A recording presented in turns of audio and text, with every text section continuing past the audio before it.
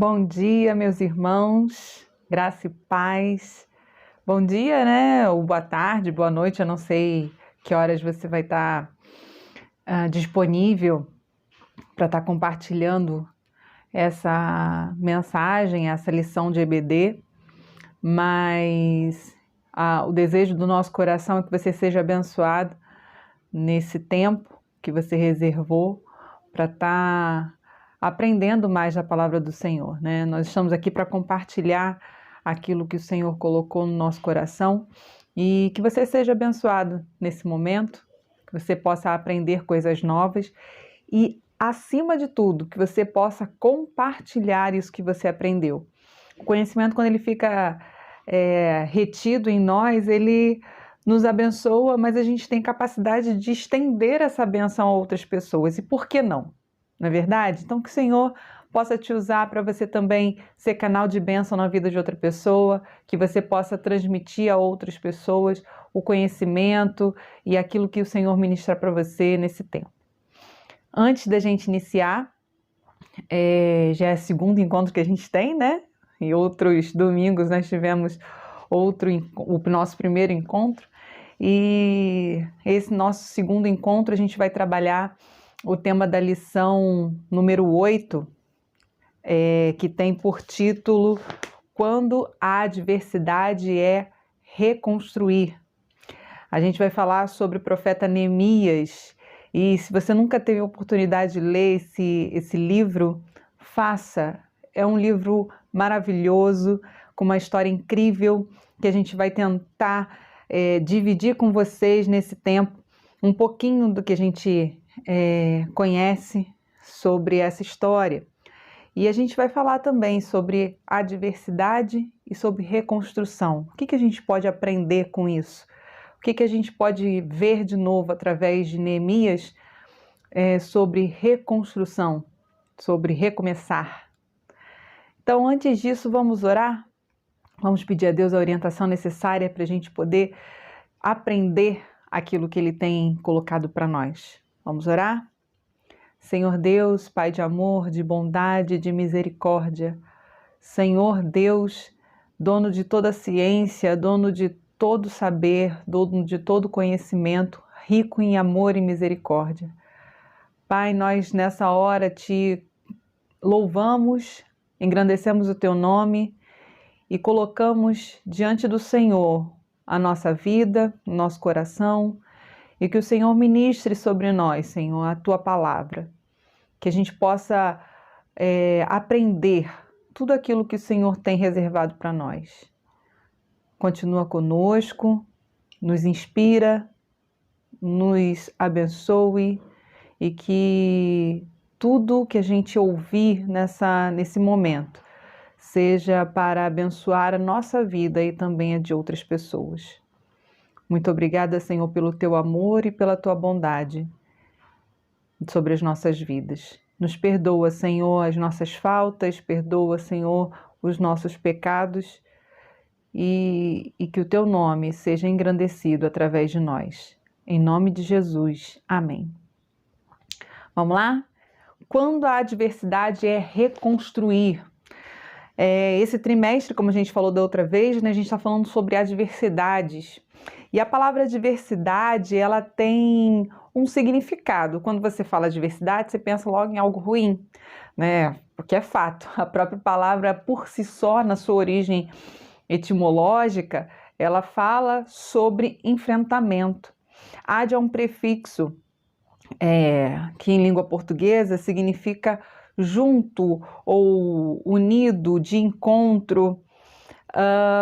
E essa palavra adversidade vem de adversos, e versus é aquilo que é contrário, né? Que é rival, que é oponente. Então, a adversidade vem a ser literalmente um enfrentamento, algo que vai contra aquilo que ao nosso direcionamento, algo que vai na contramão, digamos assim, é algo adverso. E aí a gente fala sobre adversidade e reconstrução baseado na vida e na história do profeta Neemias.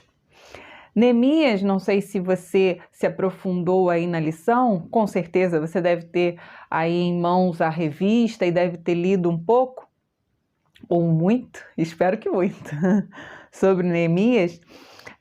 Neemias, ele fazia parte da primeira geração de descendentes daqueles que foram libertados, levados para a Babilônia, né, como cativos, pelo rei Nabucodonosor. Então, ele tinha uma história em relação ao cativeiro, em relação à escravidão.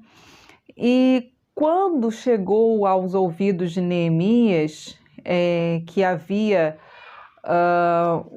algo de errado em Jerusalém, ele logo se comoveu com aquela situação. Neemias, ele tinha um cargo importantíssimo. Ele era o copeiro do rei. E não sei se você sabe, mas o copeiro do rei, ele tem uma função grande, né, importante. Ele está diretamente ligado ao rei e ele tem uma função perigosíssima, que é experimentar antes do rei tudo aquilo que lhe é oferecido. Então ele escolhe o vinho do rei, ele prova o vinho do rei antes do rei. Para quê? Porque caso esteja envenenado, caso alguém queira atentar contra a vida do rei, o copeiro é o primeiro que vai dar os sinais. Então, se o vinho tivesse envenenado, quem primeiro morreria era, no caso, Neemias. Então, Neemias era um homem de confiança do rei.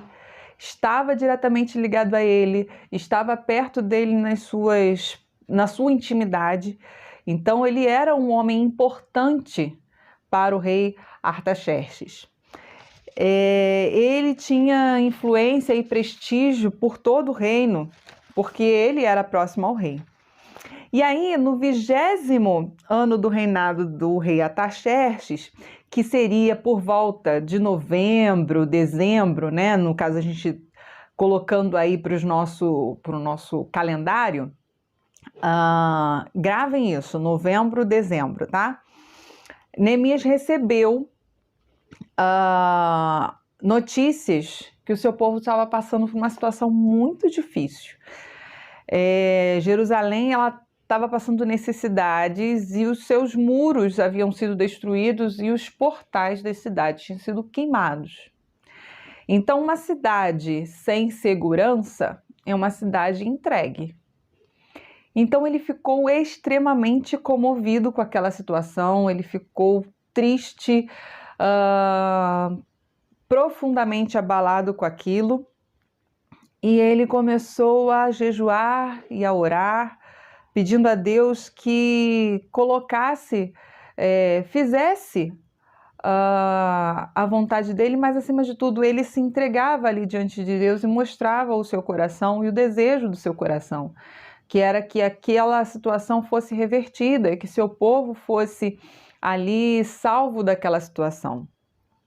Isso ensina para nós que a gente precisa ter um tempo de oração, um tempo de comunhão com Deus, um tempo que a gente precisa parar e diante da adversidade a gente deve orar, colocar diante de Deus aquilo que está nos afligindo, aquilo que vem contra o nosso coração, contra as nossas perspectivas. E a gente precisa confiar em Deus nos tempos de adversidade. É bem complicado quando algo assim acontece diante de nós, né? Às vezes uma situação de doença na família, às vezes uma situação de perda de um ente querido, ou até mesmo no que a gente está vivendo hoje, que é a pandemia, em que a gente vive afligido, acuado dentro das nossas casas, vendo que cada vez mais pessoas próximas a nós foram submetidas a uma internação, a uma situação de doença, de agravamento. E o que a gente mais fica apreensivo e com medo e se fosse comigo? E se essa doença me chegar até mim, como eu vou ficar? Como eu vou ficar diante disso? Eu não vou sair mais de casa? Eu vou sair de casa? O que eu faço? Então, diante da aflição, diante da adversidade, o que a gente deve fazer é parar, orar e se entregar diante de Deus para que Ele nos direcione. A nossa visão, ela fica embaçada, ela fica desfocada quando a gente olha a adversidade, porque a adversidade ela nos cega, ela nos paralisa, ela não nos mostra aquilo que a gente quer ver. Na verdade, ela mostra o contrário daquilo, porque nosso objetivo é um e a adversidade vem ao contrário. Então, o contra nós, né, quando vem contra nós, isso nos tira do prumo, nos tira do nosso direcionamento e faz com que a gente fique sem saber o que fazer. E quando a gente não sabe o que fazer, o que nós devemos fazer? Entregar ao Senhor. Mas isso não deve ser uma situação de acovardamento, não. É uma situação de dependência daquele que sabe muito mais do que eu e você. Total dependência do Senhor. E é isso que Neemias quer nos ensinar. Ele era um homem que tinha posses, digamos assim, ele tinha um lugar de evidência diante daquele povo, diante do rei, e ainda assim, quando veio para ele a informação de que seu povo padecia, ele se entristeceu, ele ficou triste, ele ficou acuado, porém, sua primeira atitude foi de oração. Não há o que fazer, eu não tenho o que fazer, eu estou triste, o que eu faço? Entrego ao Senhor a minha angústia. E ele fez isso, e isso é a primeira atitude que nós devemos colocar. Neemias explicou o seu problema ao rei e conseguiu a permissão de ir ao encontro do seu povo. Mas, olha que coisa maravilhosa, mesmo sendo permitido isso a Neemias sabia que não foi a permissão do rei, não foi o rei, mas a sua oração respondida, a oração que ele havia feito ao Senhor, assim que o seu coração ficou atemorizado com a notícia do seu povo, ele entendeu que foi a mão do Senhor que proporcionou que ele fosse ao encontro do seu povo para tentar ou para fazer o que devia ser feito. Não foi a atitude do rei, mas foi o Deus a quem Neemias servia, que fez com que todas as circunstâncias adversas caíssem e ele tivesse, então, êxito na situação. Né? O primeiro ponto da nossa lição trata sobre adoração e culto a Deus. Quantas vezes você passou por situações que estavam fora do seu controle? Muitas, né?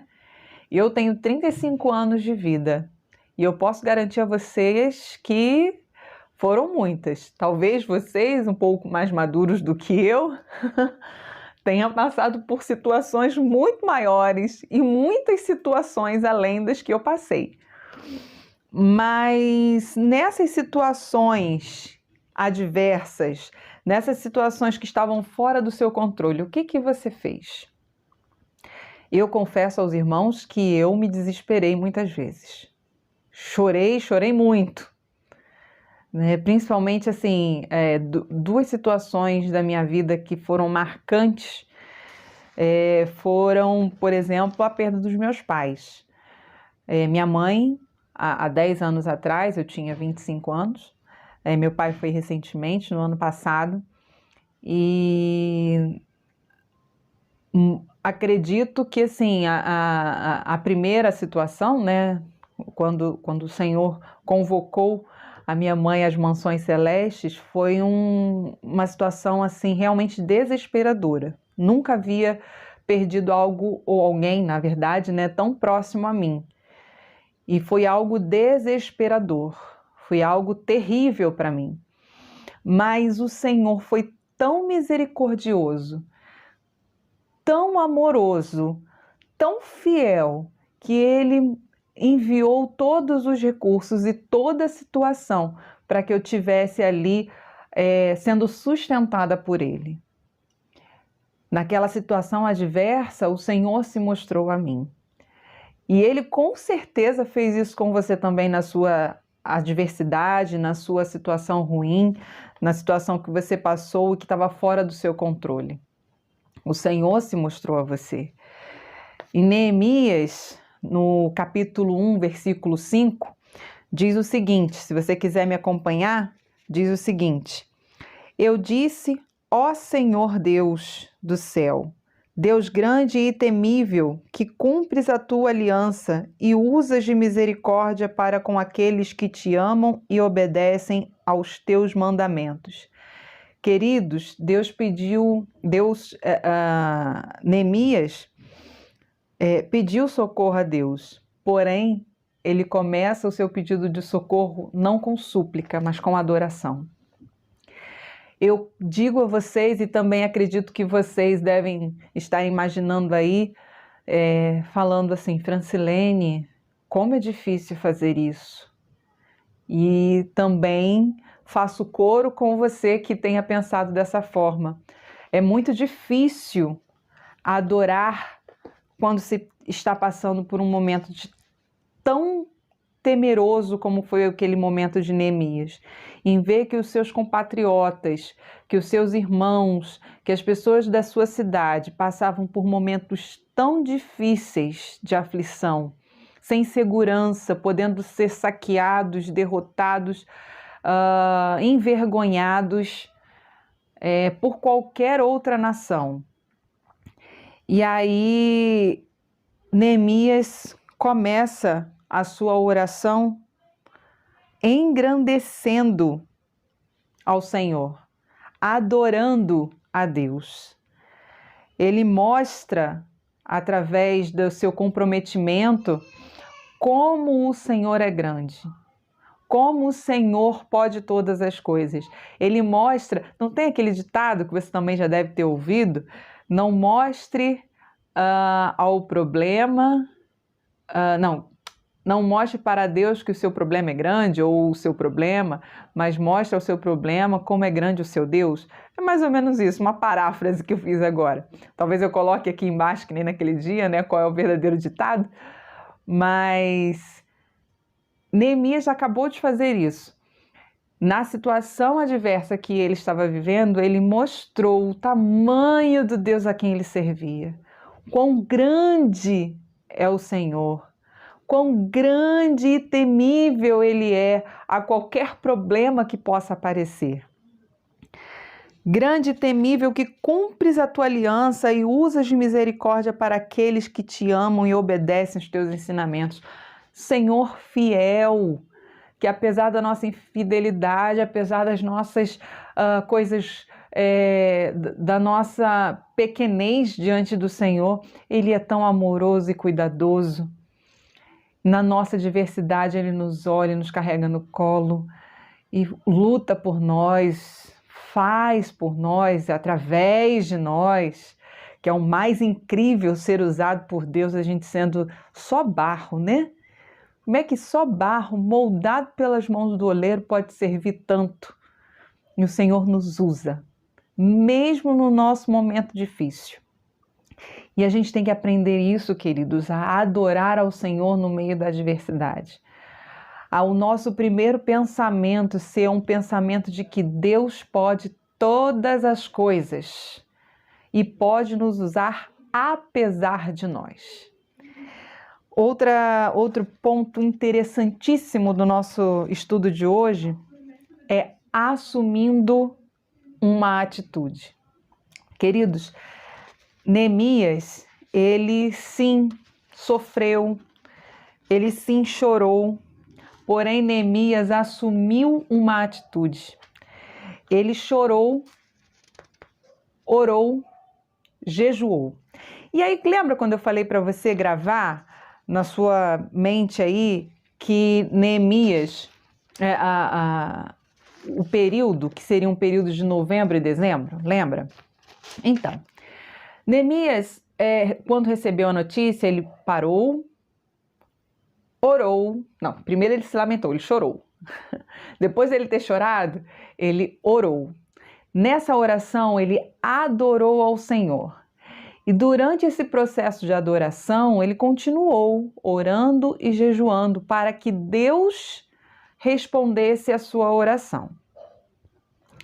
Isso aconteceu em novembro e dezembro, lembra?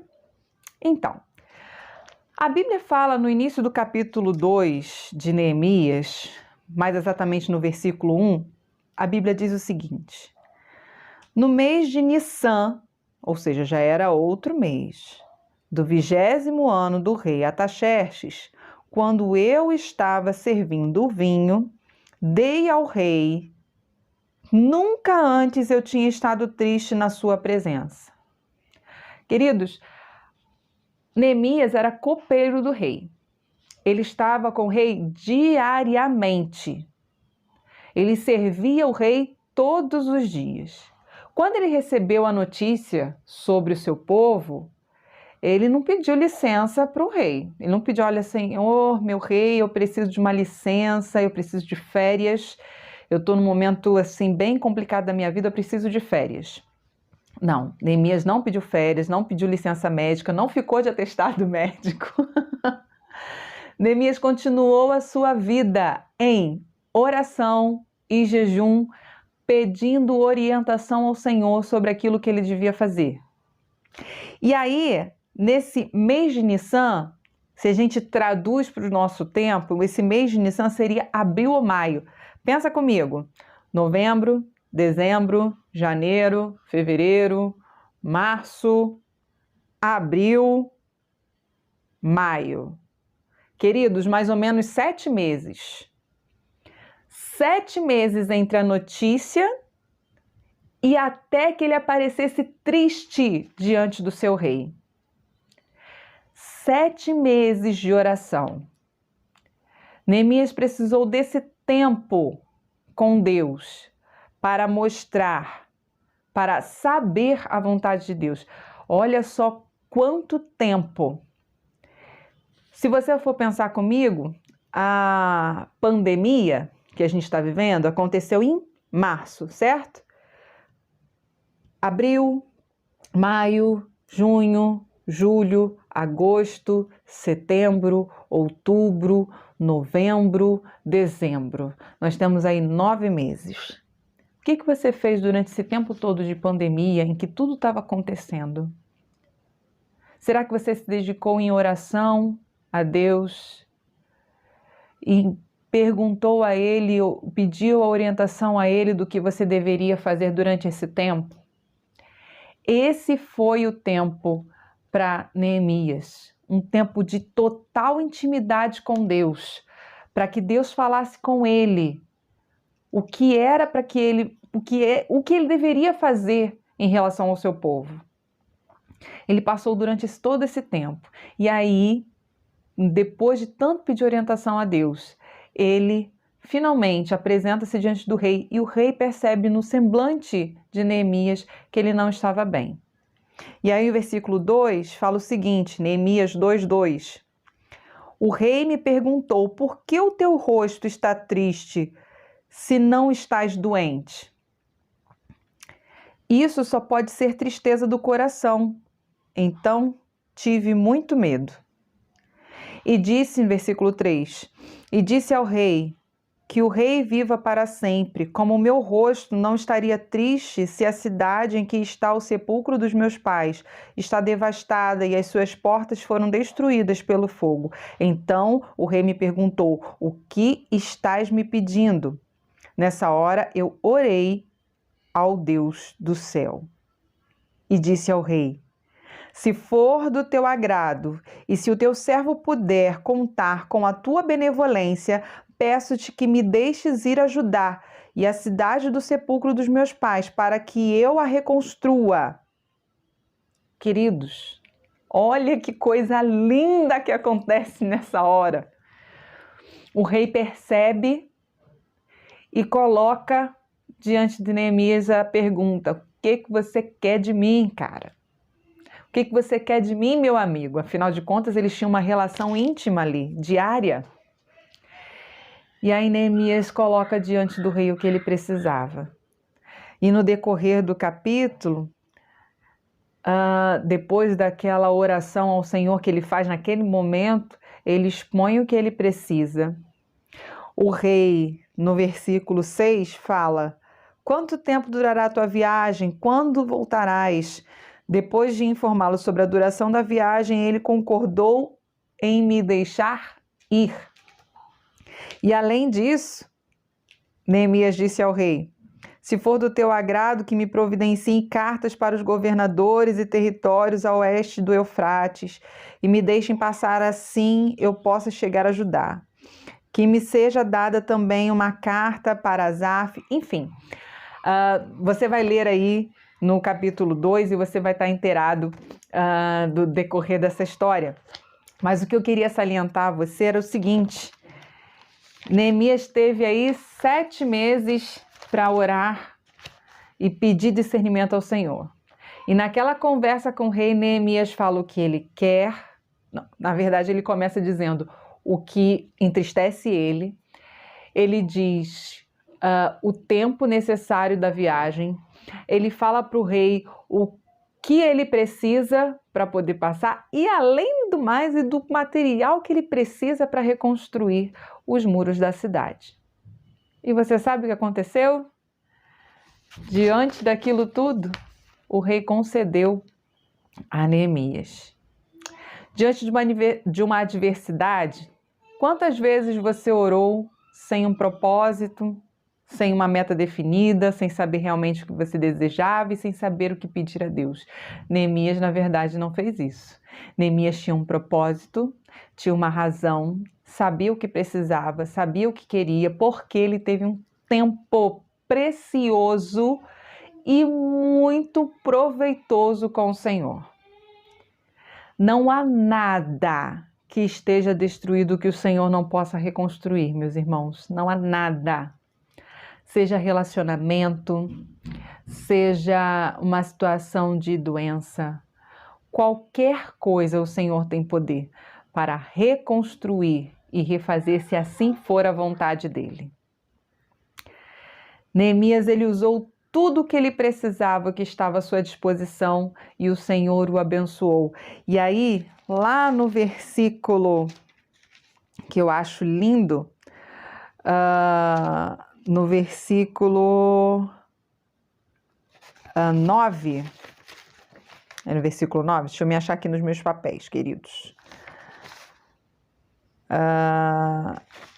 No versículo 9, e do versículo 9 e 10,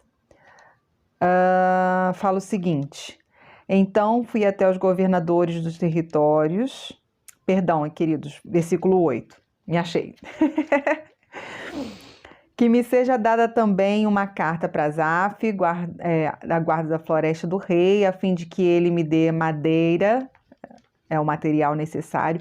E aí o final do versículo 8 fala o seguinte: graças à mão benevolente de Deus que estava sobre mim, o rei atendeu os meus pedidos. Se não fosse a mão benevolente de Deus, nada do que foi pedido, feito, falado, proferido seria constituído. Ou seja, foi a vontade de Deus que permitiu que tudo acontecesse. Então, se a vontade de Deus está na situação, ela acontecerá. Cabe a nós pedirmos corretamente, pedirmos para que Deus faça a vontade dele, apesar da nossa. No ponto 3 da nossa lição fala impedimentos na reconstrução. Queridos, vocês com certeza, assim como eu, sabem que quando a gente se coloca à disposição de fazer aquilo que o Senhor coloca para nós, muitos obstáculos surgem. E não foi diferente com Neemias. Quando Neemias estava proposto a reconstruir os muros da cidade, alguns homens importantes se levantaram contra ele e quiseram zombar deles, fazendo com que o povo ficasse acuado, atemorizado, mexesse com o psicológico deles e eles fossem impedidos de reconstruir. Em Neemias 2, no versículo 19, fala sobre esses homens que eram Sambalate, Tobias e Gesem, que eles não gostaram de saber e começaram a zombar daquela construção. E nós aprendemos com isso a não nos intimidar quando Deus é quem nos manda fazer. Afinal de contas, quando alguém vem contra nós dizer que aquilo que a gente está fazendo é algo vergonhoso, que nós não teremos êxito, quando o Senhor está conosco, o êxito é certo. Então não adianta que falem, se o Senhor é que mandou, vamos lá. Podemos até dar aquela titubeada, né? Porém, se o Senhor está conosco, não há do que temer. E eu acho lindo a resposta, né? Achei linda a resposta que Neemias dá a esses homens. No versículo 20 do capítulo 2, Neemias fala o seguinte: respondi-lhe então, o Deus do céu é quem fará com que sejamos bem-sucedidos, e nós, seus servos, nos levantaremos e construiremos, mas vós não tendes parte, nem direito, nem memorial em Jerusalém. Neemias fala com ousadia, porque quem mandou Neemias não fui eu e nem você. Porque se fosse eu ou você, com certeza Neemias estaria tremendo de medo e não falaria nada, porque os homens que estavam falando com ele eram mais poderosos do que ele. E tinham muito mais recursos para poder destruí-lo. Então você falou assim, olha, a Francilene mandou dizer que eu vou conseguir fazer isso. Ele nem ter coragem de falar meu nome. Nem coragem. Porém, quem mandou ele fazer foi o Senhor nosso Deus, o Todo-Poderoso, Criador dos céus e da terra, meus queridos. Então ele não teve vergonha em dizer que ele seria bem-sucedido nisso. Que ele iria reconstruir os muros não por ele, mas pelo Senhor Deus que havia dado essa condição a ele. E falou para que eles não dessem mais palpites, porque eles não teriam condição alguma ou razão alguma de falar ali. No capítulo 3, se você tiver oportunidade, mostra como foi toda a reconstrução dos muros. A reconstrução dos nossos muros, elas não serão construídas, não serão concluídas sem desafios, queridos. Haveria, mesmo que a gente tenha toda a organização possível, tudo certinho, sempre vai surgir obstáculos. Você já fez uma obra na sua casa? Eu lembro, quando eu era criança, que os meus pais construíram uma piscina no quintal, num terreno ao lado da nossa casa, uma piscina enorme. E eu lembro que o pedreiro, na época, disse que seria, digamos, uma quantidade X para fazer a piscina. Queridos, foi o dobro, o triplo daquela quantidade, não só de material, como de tempo. E não é porque o pedreiro estava usando os recursos para outra situação, não, mas porque realmente haviam coisas que a gente não sabia ao escavar o local, o terreno, como fazer a base, enfim. Tudo aquilo não estava dentro dos planos, só foi feito ou observado quando colocou a mão na obra mesmo, né? A mão na massa para fazer. E aí viu quantas barreiras teriam. E aí, meus queridos, as coisas foram acontecendo, mas demoraram mais tempo. Adversidades aconteceram, mas a piscina foi construída. Neemias teve tantas adversidades, mas o Senhor o livrou de todas elas. Se você for imaginar, não sei se você, talvez você como eu, né, tenha pensado aí, como será, a gente fala muro de Jerusalém, muro da cidade, esse muro era muito grande, era um muro igual o muro da minha casa, né? Quanto devia ter? Eu fui pesquisar e assim, as muralhas em volta de Jerusalém, atualmente, elas medem um total de 4.018 metros de extensão. A altura é de 12 metros, mais ou menos. A altura média, que em alguns lugares são um pouco mais baixo e um pouco mais alto. E a espessura é de 2,5 metros. E aí, fazendo aí esses cálculos aí, mas vendo esse tempo, né, essas situações e tal, o Neemias conseguiu concluir essa obra em 52 dias. Eu falo para você que uma piscina de 2,5 metros, 2 metros quadrados ali no meu quintal durou mais do que 52 dias para ser feita. 52 dias para construir uma fortificação, né? Com várias portas, com 4.018 metros, mais ou menos, de extensão. 52 dias. Tempo recorde. Porque Deus estava no comando dessa situação. Deus estava fazendo a obra. Deus estava no comando. Então, meus queridos, vamos pensar e agir. Como você tem reconstruído os muros da sua vida? Será que você tem se lamentado ou você tem tomado atitudes? Como você tem feito a reconstrução?